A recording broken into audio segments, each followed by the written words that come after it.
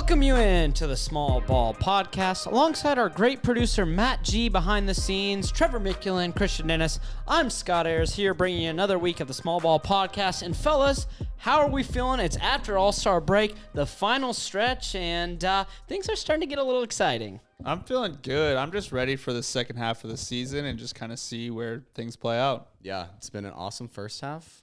I expect a better sequel. Oh, Yeah, we say second half, and it's really kind of like the final sprint, less than 30 games for, I believe, every single team. So this is a final sprint, not even a final second half of the season. And guys, it should be very interesting. And let's just jump right into the Western Conference, where seeds 2 through about 12, it seems, are within 3 games of each other. And we were talking before the show of maybe different potential rises and falls. Is there any team that sticks out to you? You look at the standings right away where it's, man, this team should make a major move, or, hey, we're going to see some free falling. I think we'd be pretty naive to look at the West and say that we don't think there's going to be any shakeup, even though some of our teams are at the top. I think, especially with the trades that were made and some of the players that came from the East to the West, there's going to be some major shakeup, and that's going to include Sacramento probably falling a couple spots at the very least. Just with teams like the Suns, the Clippers, and the Mavericks literally directly behind them. And within both of those teams, or all 3 of those teams, are within 2.5 games. So to me, those are the teams I'm looking at to see them rise up the standings a little bit. Even though the Mavs haven't looked great with Luka and Kyrie, that would be what I expect initially right off the bat to answer that. Yeah, I mean, I feel like there's going to just be movement, all across the board. I mean, the Lakers look so good in the few games that they've kind of been in with after the deadline, so feel like they're jumping. Yeah. The Jazz and Portland, they're going to try to make a push in to get in that play-in as well. And, Steph Curry is out with the Warriors, so it's like, where do the Warriors fall? Yeah, well, even Chuck was like talking to Draymond on the All-Star coverage, and he's like, Warriors are toast, bro. Draymond. Yeah. Which is just so funny because they're just such a dominant team. Yeah, and healthy. don't count them out. But one team that I'm kind of really interested in watching is the Pelicans, because, we find out that Zion's going to be out for essentially another month, potentially. And, they've kind of struggled since he's been hurt. But, Brandon Ingram is back. He is playing better, but yeah, he'll sit every now and then as CJ. Yeah, and they're 4-6 out of their last 10, and hearing that news about Zion, that kind of just felt like a nail in the coffin for New Orleans season. Not to say that they're not going to make the playoffs, but it's going to be really difficult, I think, at this point, because yes, they do have some really good role players, but that just hasn't been enough. And with all these teams behind them, Minnesota, Golden State, OKC, Portland, and now the Lakers, you wouldn't be surprised to see New Orleans fall all the way out, which is crazy to say because if we were saying this in December, we'd be like, what are you talking about? They're first in the West. Yeah, that's crazy. But they've been super disappointing the last couple months, and they've missed Zion, but, they just haven't played their quality basketball. Which, you look in the middle of the West, and it's the Clippers and the Suns at 4 and 5. Those are 2 teams that I could see finish 2nd and 3rd in the West. Do you think New Orleans has the culture built up to, even amidst all that adversity, still stand pat and find a way in? Do you think, with Willie Green, what they went through last year, essentially being, they played really well against the Suns. Yeah. I don't know. I just don't know if I'm ready to count them out quite yet. Yeah, I feel like the Pelicans have a pretty solid foundation just because of what they went through last year, and they still have that leadership of CJ. And, CJ's been hooping this year. He's really doing everything he can to kind of keep couple this weeks team. He's been kind of bad. Yeah. That's what I was mentioning earlier. But his leadership is still going to help keep this team afloat. And they're one of the deeper teams in the league. They're younger, but it does, as long as they can stay where they're at, come playoff time when Zion's back, they're pretty scary as a lower seed.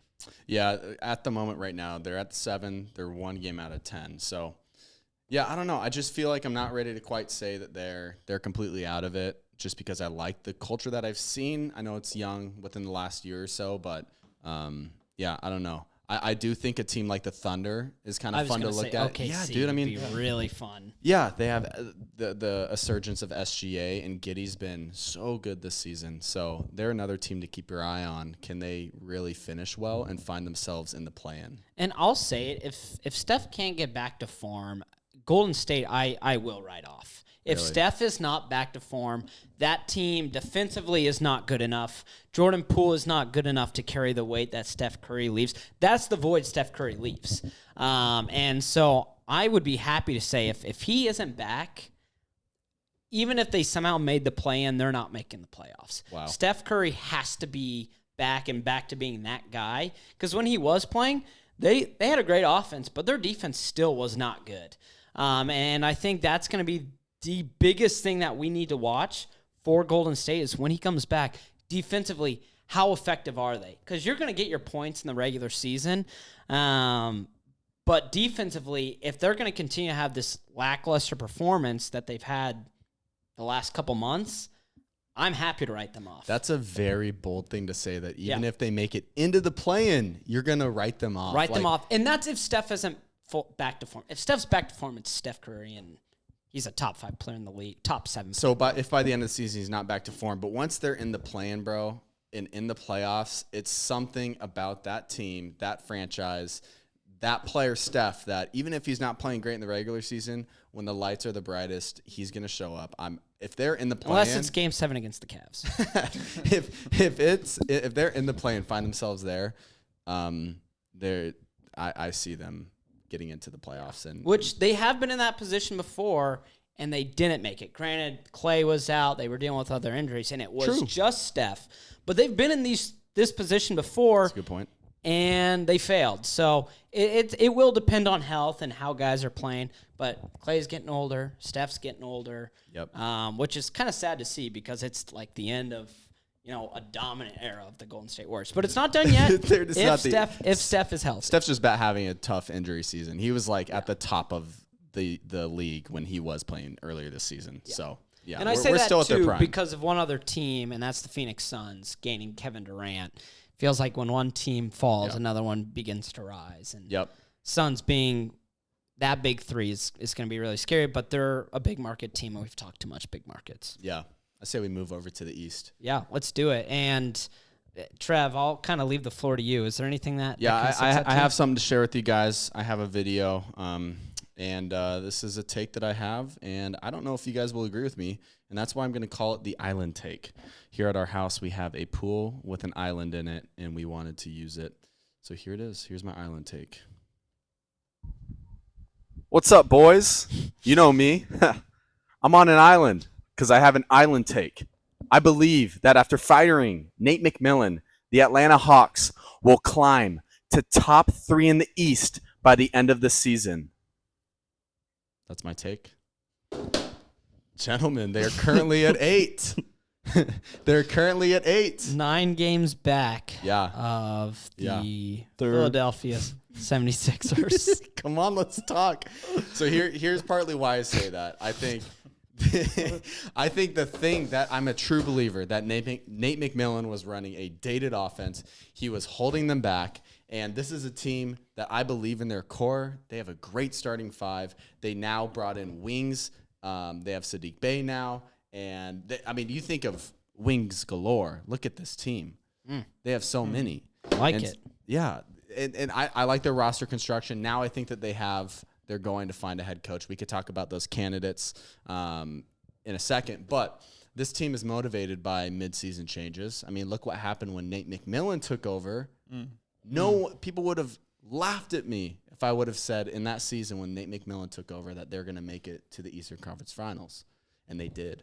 Not saying now that's just my take. I have a feeling about this team. I believe I'm going with my gut, man. Come on. Let's go Hawks. Are you willing to compromise to 5th in the East? My take, I wanted it to be spicy enough, and I can see them. I believe that the Hawks will climb to 3. That's what I'm saying. See, I don't hate your take on the fact that they're going to rise because it seems like when teams go through coaching changes, like at this point, there's always that resurgence. I mean, you look at the Nets when Steve Nash got fired, the Nets went on a tear. Yeah. So I don't hate that aspect of your take. The thing that I have an issue with is that you're saying that they're going to be the third seed in the East. So that means that they're going to be better than the 76ers, who are playing really, really well. Yeah. You know, they're on a 4-game win streak. And the Cleveland Cavaliers. Yeah. And so it's like, from what I see, the highest they can get is maybe the 5th seed. Okay. I disagree. I don't think they're catching Cleveland, and I don't think they're catching the Sixers. I can see why you would say that. I think if they fired McMillan at game 20, They should have done it earlier. I could get on board of top 3, but because it's so late in the season, and you know they're 8 games back of Cleveland for 4th, and that's a big climb. You know, it sounds like, it's only 8 games, but 8 games out of what, 23 games? You would have to be implying that the Cleveland Cavaliers and the Sixers are going to lose a ton. Not lose a ton. It's just that the There's Hawks not are going that to be. many games It's just left. the Hawks are going to be scary. So what? They're going to be spooky. The Hawks have I 23. can't wait. This next game that the Hawks play, they're going to lose by like 10. Watch. No. The Hawks have 23 games left Yeah. of their season. Yeah. How many do they need to win in order to finish 3rd? They're going to win 19 to 20 of those. Okay. So they're only losing 3 games? So They are going to win 19 to 20 of their last means 23 games. And can I tell you Philly would have to Dude, go. that's insane. Philly- Not even the best teams in the league do that. I think Do you Philly, know who they have? Philly would have to go 9-12 in that stretch for Atlanta to finish 3rd. And all the other and teams- that's if they went 19 or if They win 19 games. interesting. Yeah, see, your odds are. Hold on. Your take is too Dude, spicy. hey, Trey Young. I like it. Trey Young, bro. He has had an off year, and I think this is going to be the fire under his butt that gets him up and going. I like He didn't that. even make the freaking All-Star game. We're talking about Trey Young, dude. Ice Trey. Ice Trey. He's coming back. Top 3. You heard it here first. Top 3. I have them finishing as high as probably 6. Nice. Yeah, a 6 is the farthest I was willing to negotiate with you. Definitely climbing above Orange Julius. I am so excited for his collapse. Were you happy during the side tangent? Were you happy during the 3-point contest? Yeah, watching him just throw up a brick fest. Yeah. Yeah. What felt? Tell me the different really quick. Orange Julius's Brickfest. How good did that feel compared to how bad it felt watching Kevin Herter's Brickfest? Well, here's the thing. You talk about Scott's spin class, where you love the spin zone. I love spin zones. Let me spin zone that. Okay, for I'm you. ready. I love it. You know who he tied with for the least amount of threes made Yep. in a 3-point contest? Wait, who was it, Trev? Michael Jordan. The greatest player to ever play so the game. if you are going to lose a 3-point contest, Lose it do in it style. like he did. Do it like that guy You know, did. they always say it's always good to be mentioned in the same sentence as one of the MJ. greatest players Yeah. ever. That's true. People put on their shoes and they say, make me like Mike. That's what Kevin Herter did. Yeah. He He was like literally was just like Mike and made 8 3-pointers. Yeah. So, And in a game, making 8 threes is really dude, good. that is so good. That's good. That's the perfect spin zone. Yeah. Guys, that was awesome. That was a nice side tangent. Yeah. And before we continue, because, you know, we used to do questions of the week. We got away from it, and we're bringing it back. Yeah. And so if you're listening, please send in questions, anything small ball related, basketball related, dating advice.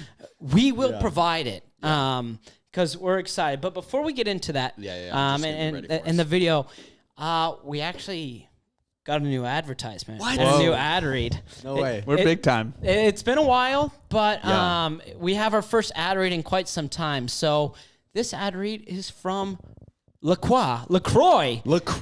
Wow. You hear that? That's the sound of a crispy and flavorful pamplemousse LaCroix. Watch as Trevor intakes it. Step 1, open the can. Step 2, sip. Very good. That was off the cuff right there. But let's get back to the read. Earlier, I just heard Trevor's LaCroix, and it was sizzling. Yeah. I could feel the flavors of lime. You can almost compare it to Applebee's fajitas. You just hear it from across the room. Yeah. That can was sizzling. It was ready to be drank. Is that Applebee's fajitas? No. That was Trevor's lime LaCroix. And Trevor, I know when you've had a long day, the first thing you do is sit down, you contemplate a lot of the mistakes you've made to get to this point, but then you open a refreshing LaCroix. I know many of our listeners do that as well. It comes in flavors you've never even thought of. Not overpowerful, only satisfying. Imagine an orange being squeezed in another room, and its citrus is what's going into your cup. Wow. That's how they make their LaCroix drinks. And so, guys, you'll never contemplate making a mistake again with LaCroix. You know, I have a comparison of what it's like to drink a LaCroix. Okay. Do you guys want to hear it? Yeah.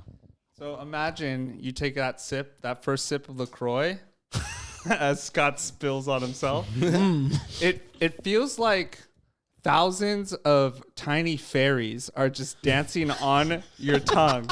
Be like, yay!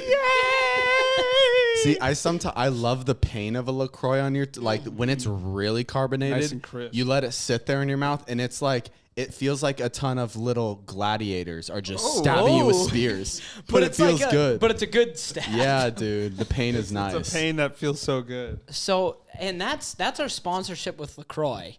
Thanks, LaCroix. And I think also sponsorship with Applebee fajitas. Yeah, thanks. We'll take them both. So we'll have Matt, you cut that up and make sure we send that to LaCroix later, okay? Already on it. Okay, thanks, Matt. Now let's get to our question of the week. Yeah, so this is from Miles in Sacramento. He has a podcast called the Fast Break Podcast. It is a King's show.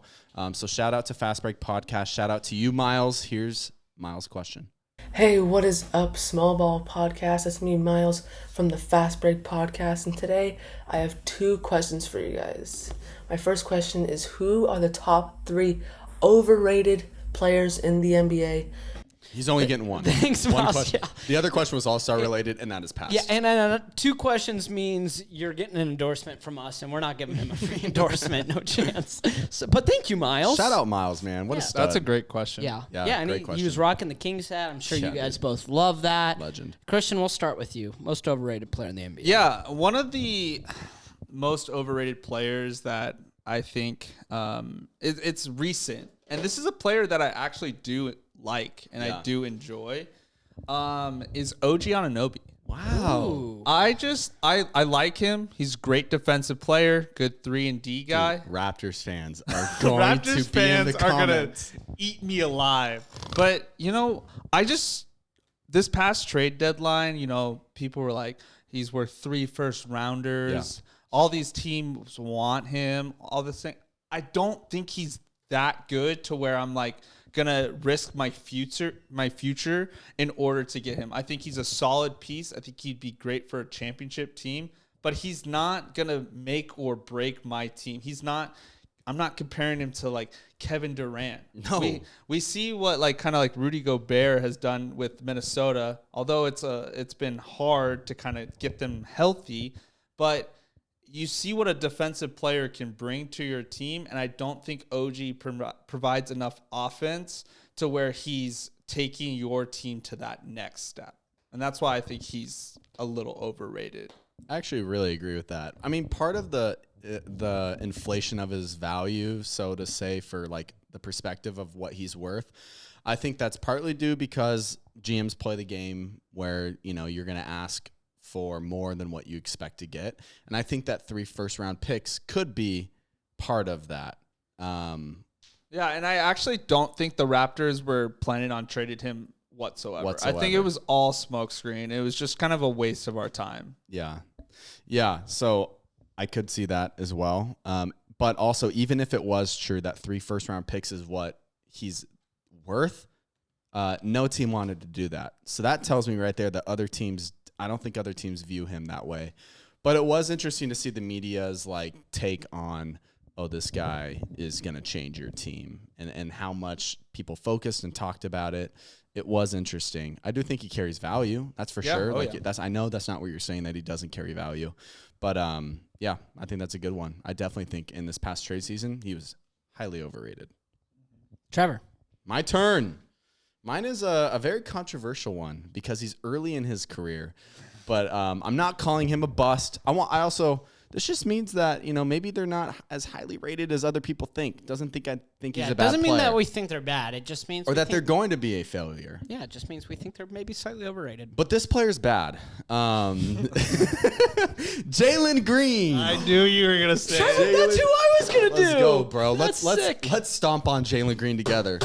Jalen Green. So he's in his second year. People talk like this dude is the second coming of Kobe Bryant, man. And I just don't see it. I don't see it. He's wildly inefficient. You would expect those numbers to increase from year 1 to year 2. Got worse. They got worse, man. His shooting percentage has gone down. And I don't know. I just feel like this guy, yes, the eye test. Every maybe 5 games, he'll drop 30 and he'll look awesome. But the rest of those games, he looks like freaking. It looks like he's playing with the blindfold on. Like he's just throwing shots up and it's sporadic and he's out of control. Yeah. He's super athletic and he has a lot of the intangible things. And he's flashy, sure. But to me, he's not a franchise piece. Yeah, I think they have a center Yeah. who is the franchise and that they absolutely should build around. You wouldn't have said that this summer. No, I wouldn't have. And I'm hand up. First to admit I was wrong. Yeah. All right. I can admit when I was wrong. Okay. But I feel still very right about Jalen Green. Okay. I'm with you. Yeah. That aspect, Jalen Green isn't the franchise. I do think he can be a really talented scorer, but he's shooting 33%, which is actually a percent worse. From 3, which is a percent worse. He's almost 2.5% worse from the field. And he's going to take way more shots this year than he did last year. So he's shooting at a higher volume. And I get it. When you're on a bad team, you might as well just huck. But he's one of those guys where he needs to get in an environment where they are trying to win. And I want to see how he performs. You know what else, too, is a lot of Rockets fans are spin zoning it. And they're like, look at Kobe's second year. Look at Kobe's first. Like, he wasn't great. I don't want to hear that. There's not a ton of Kobe's out there. Like, that's a once-in-a-lifetime talent.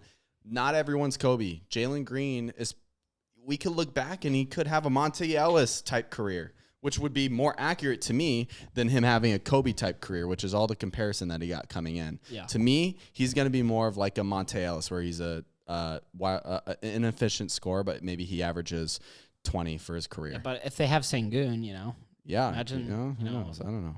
That's my beast take. center with a great score. But yeah, Green, he needs, once they get a little bit more stability and have some more talent, he's one of those guys where I think his 3rd and 4th year will be very interesting to see because a lot of the second year guys have had down years. Like sophomore slump? The sophomore slump has been real this year, and he's no different. I know his points per game is obviously better, but he's doing it because he's shooting the ball a whole lot more. So, well, I wonder if part of it is because Kevin Porter Jr. has been hurt. I mean, that's been his running mate the past year. Yeah. So I'm wondering if that has effect on him. You think KPJ is making a difference on this guy?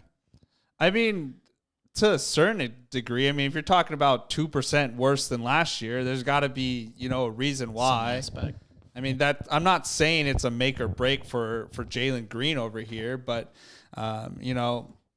it's got to play into some factor.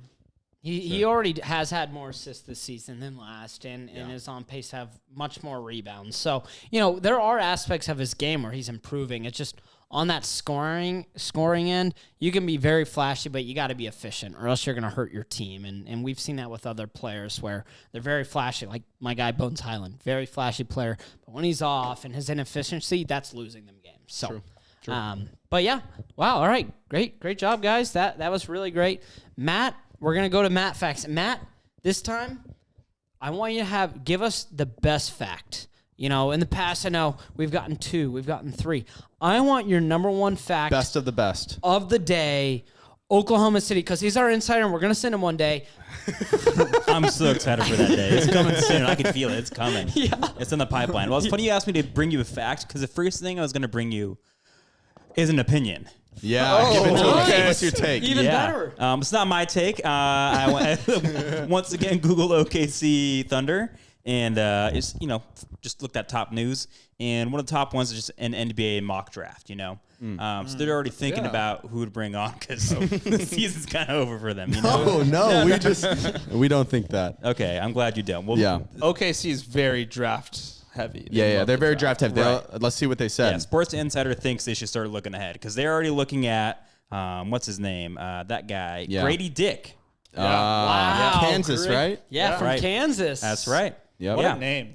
Kind of crazy, right? All-time name. 6'8", 205 pounds, and stretch the floor and score at all levels, right? Wow, Yeah. Matt. I did not write that, but that was a good sentence. I was gonna say that's well said. Grady Dick, he is he's very talented. He'll come out definitely after his freshman year. He would be a fun impact. Feels like they're going to be the lengthiest team in the world if they were to get Grady Dick with Chet Holmgren coming back. Yeah. Even Giddy. I mean, you can Giddey, always use more shooting. And when you have a player like Giddy, and even SGA doesn't take a lot of threes, it always helps to have a sharpshooter like that. He would space the floor, and I think that's one of the biggest needs for OKC. They've started to have a little bit better shooting with the Williams, but Grady Dick would definitely be a nice asset to have for the Thunder. Yeah, I totally agree, obviously. So, Yeah.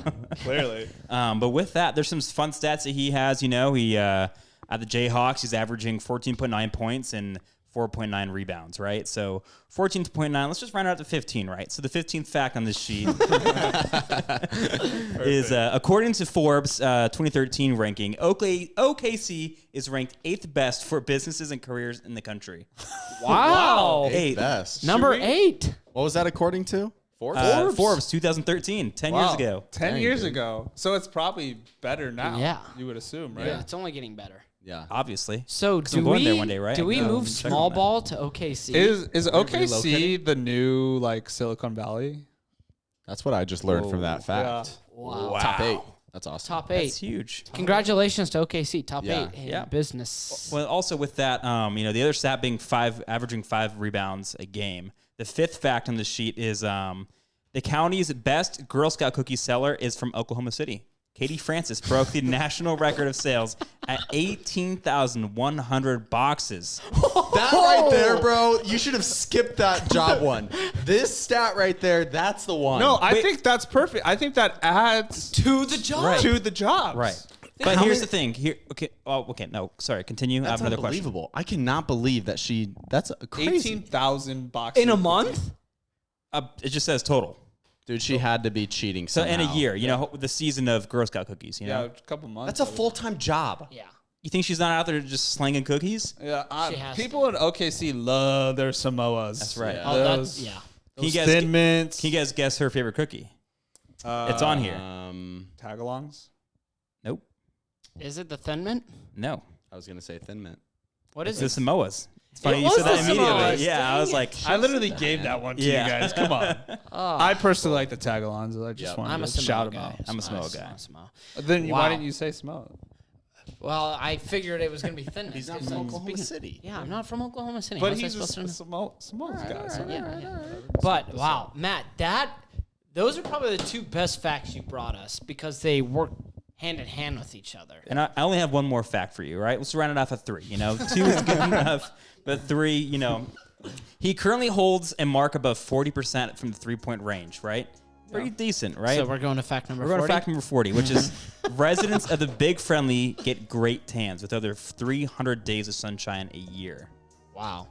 It's basically like Phoenix, but with wind. Yeah. Yeah.